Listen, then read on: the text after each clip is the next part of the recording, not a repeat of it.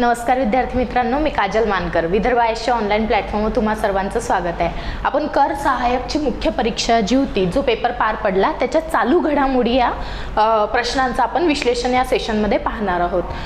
तर बघा, लक्षात घ्या की चालू घडामोडी याच्यामध्ये तुम्हाला एक लक्षात येईल की जसं आता क्लर्कची पण एक्झाम जी आहे ती पार पडली, त्याच्यानंतर राज्यसेवेची एक्झाम आयोगाने घेतली, त्याच्यानंतर ही एक्झाम जी आहे याच्यामध्ये करंट अफेअर्स जे आहेत, तर कशा प्रकारे काही मुद्दे जे आहेत तर आपल्याला रिपिटेटिव्ह दिसले. जसं राज्यसेवेमध्ये सुद्धा बघा, युक्रेन आणि रशिया वॉर जे आहे तर त्याच्यावर प्रश्न आला होता. त्याच्यानंतर आता ह्याच्यामध्ये कर सहाय्यकमध्ये पण आपण बघितलं की त्याच्यामध्ये सुद्धा त्याच्यावर प्रश्न आहे. म्हणजे काही इश्यूज असे असतात, मोठे असतात चालू घडामोडी, की त्याच्यावर प्रश्न जो आहे हमखास येणारच आहे, आपल्याला माहितीच असतं.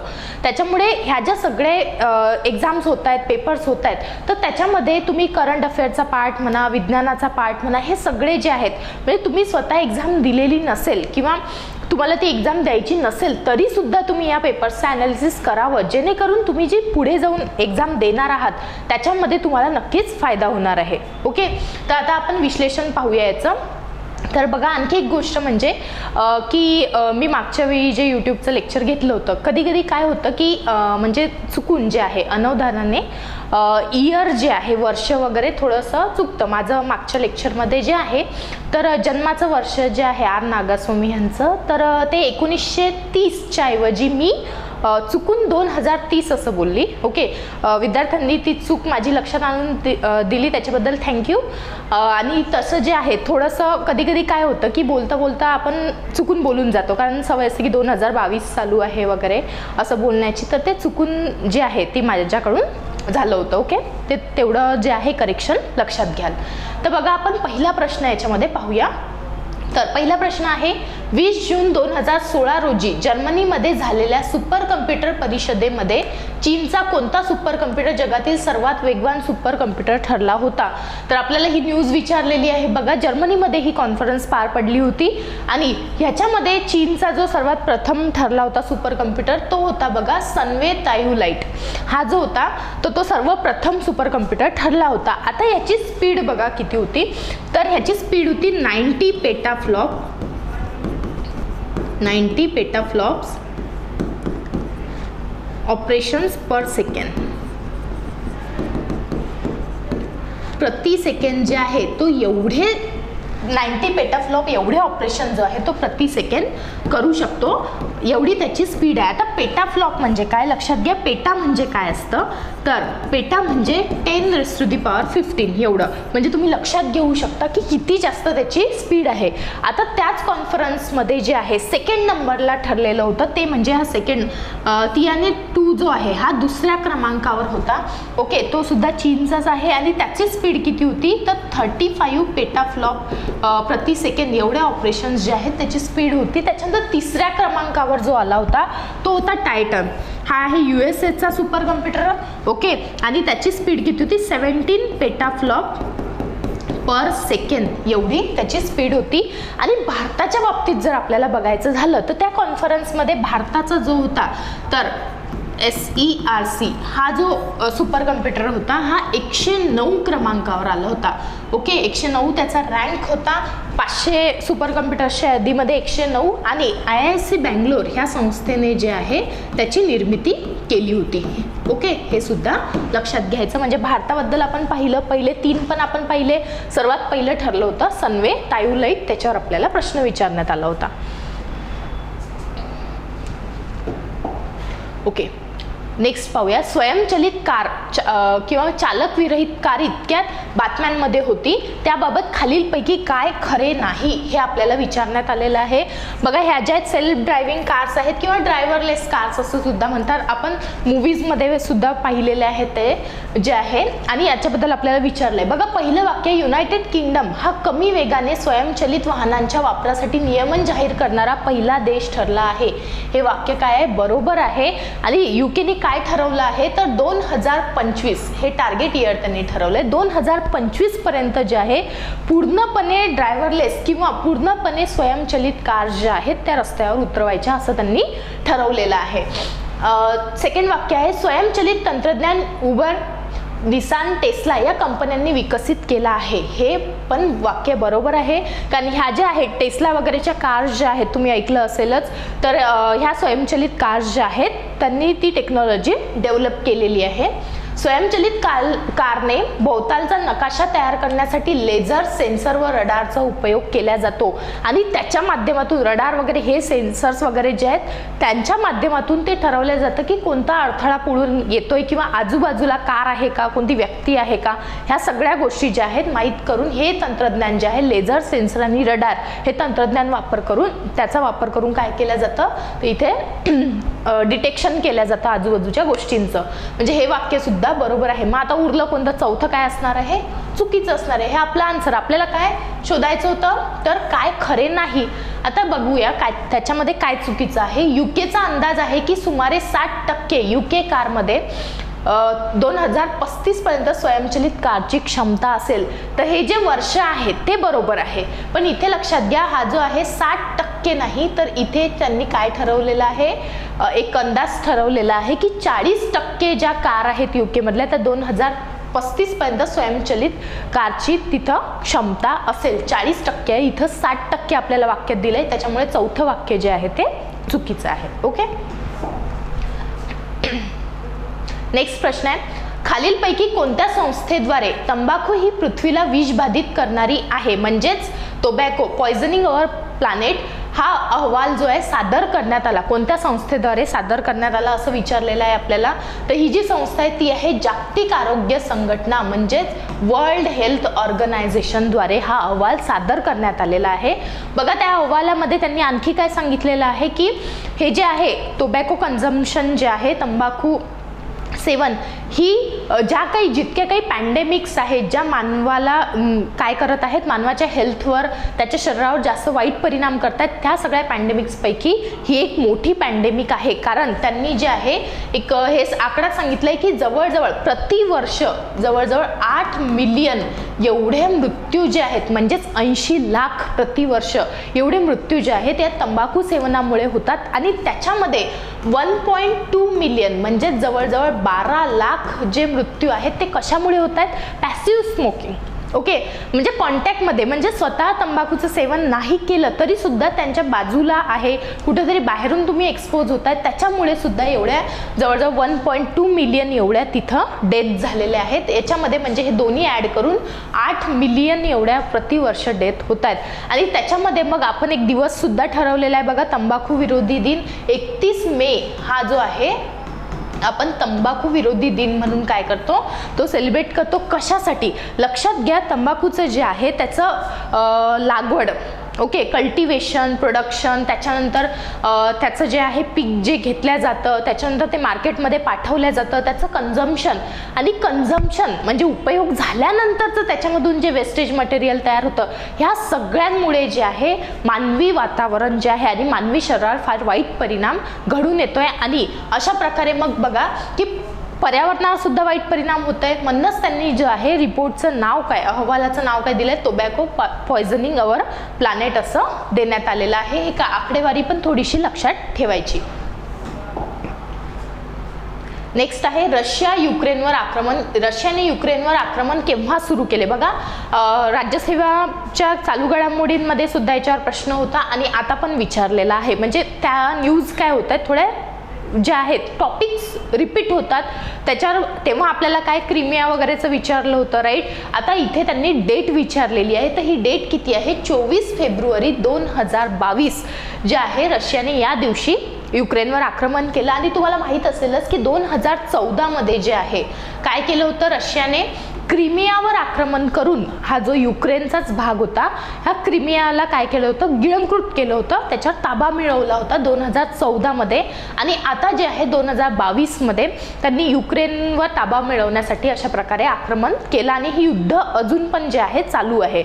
लक्षात घ्या की रशियाचं काय म्हणणं आहे की जे युरोपियन जास्त पूर्वेकडील युरोपीय देश जे आहेत ते नाटोचे सदस्य बनण्याचे जे आहेत चर्चा चालू आहे की युक्रेन सुद्धा त्या चर्चेमध्ये होता की नाटोचं सदस्यत्व मिळवण्यासाठी. आता नाटो जी आहे एक संघटना मिलिटरी अलायन्स आहे, त्याच्यामध्ये त्यांच्या ह्याच्यात काय आहे की आर्टिकल 5 जे आहे त्याच्यामध्ये काय सांगितलेलं आहे की जर या नाटो जे सदस्य देश आहेत, किती सदस्य देश आहेत, 30 सदस्य देश आहेत, 28 युरोपियन कंट्रीज आहेत आणि 2 जे आहेत नॉर्थ अमेरिकन कंट्रीज आहेत. मग ह्याच्या या 30 देशांपैकी म्हणजे सदस्य देश जे आहेत त्यांच्यावर कुणाही एकावर आक्रमण जर केलं तर ते सगळ्या सदस्यांवर आक्रमण मानलं जाईल आणि तसं मग त्या रीतीने जे आहे त्याला प्रतिरोध केला जाईल. ओके, त्याचं तशा रीतीने मग एक जे आहे ॲक्शन घेतल्या जाईल अशा प्रकारे. आणि मग हे जे आहे तर रशियाचं म्हणणं आहे की पूर्वेकडील देश जे आहेत मग ते नाटोचे सदस्य बनण्याचे किंवा नाटोमध्ये समाविष्ट होण्याचं जे आहे सध्या प्रमाण वाढलेलं आहे.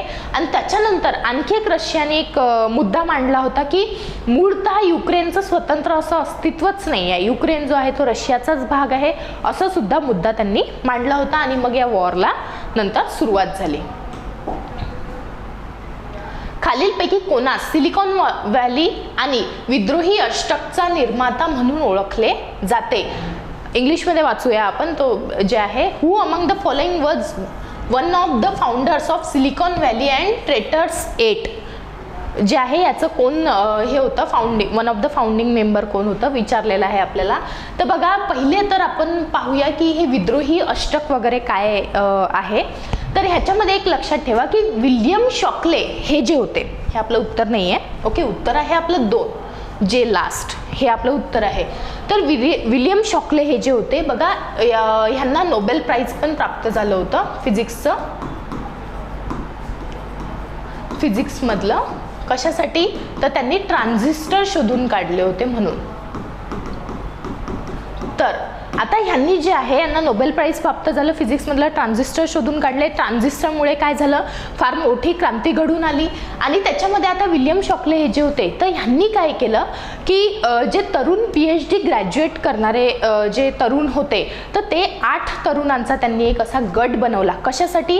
तर वेगवेगळे सेमीकंडक्टर्स जे आहेत त्यांच्यामध्ये संशोधन करण्यासाठी आणि नवीन नवीन सेमीकंडक्टर जे आहेत बनवण्यासाठी त्यांनी हा ग्रुप बनवला होता. पण कुठेतरी पुढे जे आहे एक वैचारिक विवाद त्यांच्यामध्ये निर्माण झाला आणि हा जो 8 जणांचा गट आहे, सगळे तरुण हेच होते, तर हा जो 8 जणांचा गट आहे हा बाहेर पडला. म्हणजे विल्यम शॉकले यांच्याकडून जे आहे ते दूर गेले आणि त्यांनी स्वतःची अशी एक कंपनी स्थापन केली बघा. त्याला म्हटलं जात होतं फेअरचाइल्ड सेमीकंडक्टर्स. अशा प्रकारे या नावाची त्यांनी स्वतःची कंपनी स्थापन केली, फेअरचाइल्ड सेमीकंडक्टर्स. आता एक आपण पाहूया की याच्यामध्ये आपल्याला दिसेल आणखी त्यांचं मी तुम्हाला चित्र दाखवते की हे जे आहेत हे ते 8 जण होते. विल्यम शॉकले यांनी या 8 जणांचा हा गट बनवला होता. हे 8 जण आणि आपल्याला ज्यांच्याबद्दल आता जे आपला आन्सर आहे तर बघा हे जे आहेत एकदम उजवीकडचे हे जे टेलर लास्ट असं त्यांचं नाव आहे. हे त्याच्यामध्ये हे 8 लोक जे आहे मग या 8 लोकांनी काय केलं ते बाहेर पडले विल्यम शॉकले यांच्याकडून आणि स्वतःचं फेअरचाइल्ड सेमीकंडक्टर म्हणून एक कंपनी स्थापन केली. आणि मग पुढे काय झालं की सुरुवातीला त्यांना इन्व्हेस्टर्स वगैरे मिळाले पण नंतर इन्व्हेस्टर्स त्यांना मिळाले आणि पुढे जे आहे सिलिकॉन व्हॅली ज्याला म्हटलं जातं त्याचं एक बेस कंपनी म्हणून जे आहे फेअरचाइल्ड सेमीकंडक्टरला मानलं जातं. आणि म्हणूनच आपल्याला प्रश्नात दिलंय की सिलिकॉन व्हॅलीची जी आहे स्थापना कुणी केली, तर त्याबद्दल जे आहे आपण मग आन्सर दिलंय. आता लक्षात घ्या यांना जे आहे विद्रोही अष्टक का म्हटलं जातं, कारण विल्यम शॉकले यांच्या सोबत जो आहे विद्रोह करून ते बाहेर पडले म्हणून नंतर मीडियानी वगैरे जे आहे त्यांना विद्रोही अष्टक 8 जण होते पण विद्रोही अष्टक असं त्यांना नाव दिलं. हे ते 8 जण होते. ओके, मग आता प्रश्न आपल्याला का विचारण्यात आला, कारण हा ग्रुप जो आहे लक्षात घ्या जवळजवळ 1956 मध्ये स्थापन केला होता. विल्यम शॉकले यांनी जो आहे 8 जणांना रिक्रूट केलं होतं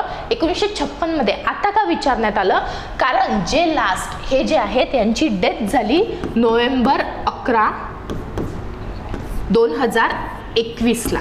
ओके, 11 नोव्हेंबर 2021ला त्यांची डेथ झाली, त्यांचा मृत्यू झाला आणि हे सर्वात लास्ट, या 8 जणांमधले सर्वात लास्ट सर्वायव्हिंग मेंबर्स होते. ओके, आणि मग आता जे आहे लास्ट सर्वायव्हिंग मेंबर्स होते आणि या 8ही जणांना काय मानलं जातं, तर या विद्रोही अष्टक जे आहे या गटाचं हे स्थापना केली, फाउंडिंग मेंबर्स म्हणून one of the founding members जे विचारलेले आहेत आपल्याला, मग त्यांचं उत्तर येणार आहे जे लास्ट. ओके, म्हणजे इथे बघा की कुठेतरी तुम्हाला कन्फ्युजन होऊ शकते. का मी सांगते, कारण इथं एवढं एक्सप्लेन करून तुम्ही देऊ शकता की विलियम शॉकले यांनी केली, परंतु इथे इंग्लिश जर प्रश्न वाचला, कारण मी मगाशी तुम्हाला सांगितलं की आपण इंग्लिशमध्ये प्रश्न वाचू, who among the following was one of the founder विचारलेलं आहे आपल्याला जे लास्ट हे, कारण हे त्या 8 जणांमधले एक होते, त्यांचा मृत्यू झाला म्हणून ती जे आहे आपल्याला चालू घडामोडी या सेक्शनमध्ये विचारण्यात आलेलं आहे. आणि मग फेअरचाइल्ड सेमीकंडक्टर्स काय मानला तो बेस मानला जातो सिलिकॉन व्हॅलीचा. ओके, हे लक्षात ठेवायचं. ठीक आहे, म्हणजे आपला आन्सर काय असणार आहे, सेकंड ऑप्शन जो आहे ते आपलं आन्सर आहे. विलियम शॉकले का नाही आहे ते तुमचं लक्षात आलं असेल. नेक्स्ट प्रश्न आहे, 1984 स्पायडरमॅन या कॉमिकच्या 25 क्रमांकाच्या पानाचा लिलाव करण्यात आला.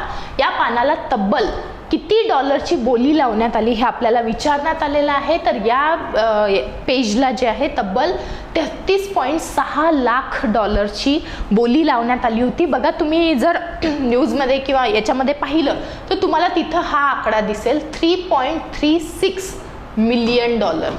ओके, मग आता काय केलंय आयोगाने थोडंसं तुमचं कन्फ्युजन करण्यासाठी, कारण सगळीकडे 3.36 मिलियन डॉलर असं आहे. आता याला लाखात जर कन्वर्ट केलं आपण लाखामध्ये तर ते किती होणार, 33.6 लाख, आणि आपले सगळे ऑप्शन जे आहेत ते लाखात आहेत, म्हणून हे जे आहे आपला आन्सर ऑप्शन आहे 33.6 लाख एवढ्या डॉलरची त्याला बोली लावण्यात आली होती. बघा, हे आहे ते पेज, 25 क्रमांकाचं पेज आहे हे. आणि ह्याच्यामध्ये एक वैशिष्ट्य म्हणजे हा जो ब्लॅक सूट होता हा स्पायडरमॅनचा, हा पहिल्यांदाच त्यांनी इथं रिव्हील केला होता आणि म्हणून मग एवढी जी आहे ती प्राइस त्याला बोली त्याला लावण्यात आलेली आहे. नेक्स्ट प्रश्न आहे, विश्व तंबाखू निषेध दिवस 2022ची थीम काय आहे. म्हणजे मी तुम्हाला जे म्हटलं की वर्ल्ड नो टोबॅको डे कधी साजरा करतो आपण, 31 मे रोजी साजरा करतो. कशासाठी, तर एक जनजागृती निर्माण करण्यासाठी की तंबाखू विरोधी दिन आहे हा. याच्यामध्ये तंबाखूचा जो आहे आपल्या शरीरावर, मानवी शरीरावर तसेच मानवी एन्व्हायरमेंटवर किती वाईट परिणाम होतोय याच्याबद्दलची जागृती निर्माण करण्यासाठीचा हा दिवस आहे. ओके, आणि हा दिवस बघा 1987 मध्ये जे आहे वर्ल्ड हेल्थ असेंब्ली भरली होती. ओके, वर्ल्ड हेल्थ असेंब्ली, तर त्याच्यामध्ये हा दिवस जो आहे साजरा करण्याचं ठरलं होतं. आणि ह्याची थीम जी आहे ती आहे बघा, तंबाखू पर्यावरणास धोका, म्हणजेच tobacco threat to our environment, ही 2022ची काय आहे थीम आहे. कारण लक्षात घ्या की मी तुम्हाला मगाशी जो प्रश्न होता बघा, तंबाखूशी रिलेटेड आपल्याला 2 प्रश्न इथं आलेले आहेत. तो जो एक अहवाल मांडला होता त्यांनी, त्याच्यामध्ये काय मांडलं होतं वर्ल्ड हेल्थ ऑर्गनायझेशननी, की तंबाखूचं प्रोडक्शन, त्याचं कल्टिवेशन, जे पीक घेतलं जातं त्याच्यानंतर त्याचं जे आहे पूर्ण प्रोडक्शन घेणे, त्याचं ट्रान्सपोर्टेशन करणे, कन्झ्युम करणे आणि वेस्टेज जे तयार होतं, ह्या सगळ्या गोष्टींमुळे मानवी शरीरासोबतच पर्यावरण सुद्धा तेवढंच धोक्यात आलेलं आहे. म्हणून हे जे आहे अशा प्रकारची थीम इथं tobacco threat to our environment अशा प्रकारची ही थीम ठरवण्यात आली आहे. नेक्स्ट आहे, प्रमुख वेबसाईट आणि त्यांचे संस्थापक ओळखा.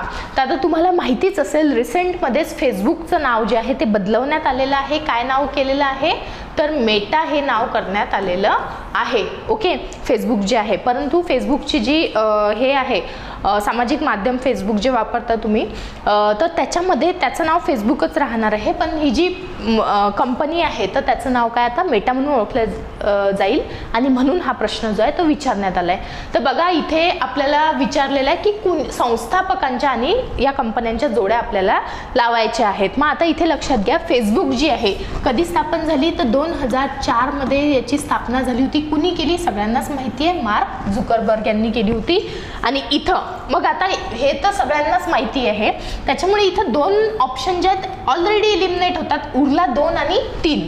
त्याच्यानंतर इंटरनेट जे आहे ह्याची स्थापना कधी झाली होती? 1983 मध्ये याची स्थापना झाली होती.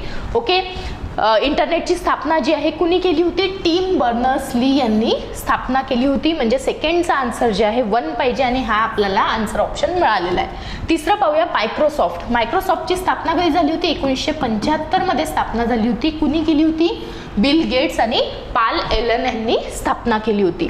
त्यानंतर फ्लिपकार्ट जी आहे या कंपनीची स्थापना झाली होती 2007 मध्ये आणि कुणी केली होती? सचिन बन्सल आणि बिन्नी बन्सल हे भारतीय जे आहेत त्यांनी या फ्लिपकार्ट या कंपनीची स्थापना केली होती. ओके, म्हणजे थोडंसं स्थापना वर्ष पण लक्षात ठेवा, कारण आता फेसबुकचं आपल्याला थोडं इथं संस्थापक विचारलेले आहेत या कंपन्यांचे, पण जर स्थापना वर्ष विचारले तर ते सुद्धा आपल्याला माहीत असले पाहिजे.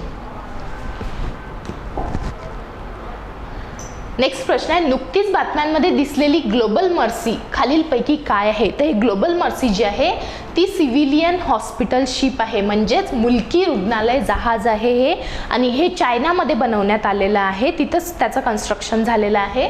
बघा ह्याच्यामध्ये हे जे आहे सेकंड ऑप्शन आपलं आन्सर आहे. हे जे जहाज आहे ना सिव्हिलियन हॉस्पिटल जहाज आहे आणि ह्याच्यामध्ये हे पूर्ण जहाजावर वेगवेगळ्या प्रकारच्या सर्जऱ्या, मग त्या ज्या आहेत तुम्हाला पूर्ण शरीराशी रिलेटेड जे ऑर्गन्स आहेत त्या सगळ्या ऑर्गन्सशी रिलेटेड सर्जरीज, त्याची ट्रीटमेंट वगैरे ह्या सगळ्या गोष्टी ज्या आहेत या जहाजावर केल्या जातात. चायनाने बिल्ड केलेलं आहे, हे लक्षात ठेवायचं. ओके, नेक्स्ट आहे, कापडाच्या 2 तुकड्यांना एकत्र ठेवणाऱ्या बटनांना किंवा चेनला पर्याय म्हणून वेल्क्रो ची निर्मिती स्वित्झर्लंडमधील इंजिनियर ब्लँक यांनी 1948 मध्ये केली. तर कुणी केली विचारलेलं आहे आपल्याला. त्याचा आन्सर आहे बघा जॉर्ज डी मेस्ट्रॉल यांनी. तर ह्याच्या मागे अशी कथा आहे बघा. वेल्क्रो जे आहे तुम्ही पाहिलं असेल, एक एक्झाम्पल देते मी. 3 इडियट्स हा चित्रपट आहे, त्याच्यामध्ये बघा तो व्हायरस जो असतो तर ते दाखवलेला आहे ना की तो वेळ वाचावा म्हणून काय करतो, बटनांच्या ऐवजी तो शर्टच्या याला काय लावतो, वेल्क्रो लावतो. तिथं तुम्ही तो रेफरन्स ऐकला असेल बघा. तर टाईम वाचावा म्हणून तो वेल्क्रो वापरतो, कारण बटनांना आणि चेनला तो काय आहे पर्याय म्हणून तिथं वापरण्यात आलाय. तर बघा हे जे आहेत जॉर्ज डी मेस्ट्रॉल हे एकदा असेच फिरत असताना जंगलात वगैरे त्यांच्या कुत्र्यासोबत फिरत असताना काय झालं की काही वनस्पती असतात बघा, ते जे आहेत एक फळासारखं एक स्ट्रक्चर असतं, काटे काटे असतात त्याच्यावर. ते काय झाले की त्यांच्या स्वतःच्या पॅन्टला कपड्यांना सुद्धा चिकटून आले आणि त्यांच्या कुत्र्याचे अंगावरचे केस जे होते त्याच्यामध्ये सुद्धा अडकले. आणि मग त्याच्यावरून जे आहे त्यांना एक कल्पना आली की काय करायला पाहिजे. शेवटी इंजिनियर ते राईट. तर आता त्यांना एक कल्पना आली की ह्याच्यापासून जे आहे आपण काय करू शकतो, तर वेगळं काहीतरी प्रोडक्शन करण्यासाठी, उत्पादन घेण्यासाठी आपण काहीतरी एक प्रकार बनवू शकतो. आणि म्हणून त्यावेळी वेल्क्रोचा शोध लागला. सुरुवातीला बघा वेल्क्रो जी आहे 2 भाग चिकटतात एकदम आणि त्याला वेगळं पण आपण करू शकतो. याच्यामध्ये काय होतं की बटणं तुटणे वगैरे हा प्रकार जो आहे वाचेल. आणि त्याच्यामध्ये मग सुरुवातीला त्यांना यश नाही आलं, तेवढं फेमस ते मटेरियल झालं नाही. परंतु नासाची स्थापना झाल्यानंतर त्यांच्या ज्या रिक्वायरमेंट्स आहेत की भिंतीवर काहीतरी चिकटवणे वगैरे अशा प्रकारच्या अनेक रिक्वायरमेंट्स जे आहेत त्या पूर्ण करण्यासाठी या वेल्क्रोचा वापर मोठ्या प्रमाणात करण्यात आला. आणि म्हणून मग तेव्हापासून जे आहे हे जे आहे मटेरियल काय झालं, फेमस झालं. अशा प्रकारे बघा 10 प्रश्न होते आपल्याला चालू घडामोडीचे प्रश्न. तुम्हाला एक लक्षात येईल की तुम्ही राज्यसेवेचे करंट अफेअर्सचे प्रश्न बघितले असतील किंवा हे थोडं जे आहे काय करावं लागते आपल्याला, मागचा काहीतरी रेफरन्स घ्यावं लागत आहे. म्हणजे प्रश्नांमध्ये तुम्ही जर इथे पाहिलं तर ह्याच्यामध्ये 2016च्या आपल्याला सुपर कम्प्युटरच्या कॉन्फरन्सबद्दल विचारण्यात आलं होतं बघा, हे वेल्क्रोचं विचारण्यात आलं. त्याच्यानंतर हा जो गट होता ह्यांचा, ओके, तर ह्यांच्या गटाबद्दल विचारण्यात आलं, कारण त्यांच्यापैकी एका मेंबरचा मृत्यू जो आहे रिसेंटली झाला, म्हणून मग त्या विषयावर प्रश्न विचारण्यात आला. म्हणजे व्हेरायटी ऑफ प्रश्न जे आहेत इथं चालू घडामोडीवर बनत आहेत. म्हणजे कुठेतरी आपल्याला फक्त आपला स्कोप असा मर्यादित नाही ठेवायचा आहे, सगळ्या न्यूज. मग त्याच्यामध्ये काय होतं नेमकं, मग आता डिरेक्टली तुम्हाला तेच विचारलं जाईल असं नाही आहे की आता या गटामध्ये जे आहे बघा ह्यांची डेथ झाली, ओके, तर त्यांच्या डेथबद्दल विचारलं नाही. प्रश्न आपल्याला काय आला, सिलिकॉन व्हॅली आणि विद्रोही अष्टकबद्दल आपल्याला प्रश्न आला. म्हणजे कुठेतरी तुम्हाला न्यूज वाचताना त्या गोष्टीच्या मुळाशी फक्त तेवढं वाचलं की हो ठीक आहे 11 नोव्हेंबर 2021 रोजी यांचा मृत्यू झाला, तेवढंच वाचण्याची गरज नाही आहे. तर त्याच्यात आणखी थोडंसं जे आहे त्यांनी कशाचा भाग होते का, ते कशाची स्थापना केली होती का, कोणत्या संस्थेची वगैरे, हे सुद्धा तुम्हाला लक्षात घ्यावं लागेल. ह्या सगळ्या गोष्टींचा फायदा जो आहे पुढे येणाऱ्या ज्या एक्झाम्स आहेत, संयुक्त पूर्व परीक्षा, त्याच्यानंतर ग्रुप सी ची परीक्षा, टेक्निकलची जी आहे संयुक्त पूर्व परीक्षा, ह्या सगळ्यांना तुम्हाला ह्याचा फायदा होणार आहे. म्हणजे आपला माइंडसेट तसा तयार करा की चालू घडामोडी वाचताना मला ह्या दृष्टीने अभ्यास करायचा आहे. ओके. आणि जे आहे आपण करंट अफेअरचं जे आपला कोर्स आहे त्याच्यामध्ये आपण अशाच रीतीने करंट अफेअर कव्हर करतो की जेणेकरून काय होईल, तुम्हाला त्याच्याशी रिलेटेड कसाही प्रश्न, अगदी बेसिकपासनं प्रश्न जरी आला किंवा रिसेंटचाही तुम्हाला डेटा विचारण्यात आला तर तशा प्रकारे तुम्हाला त्याची उत्तरं मिळतील. अशा प्रकारे आपली ग्रीन बुक जी आहे तर त्याच्यामध्ये आपण तसा डेटा कव्हर केलेला आहे. ओके. तर इथे आपण थांबूया. थँक्यू.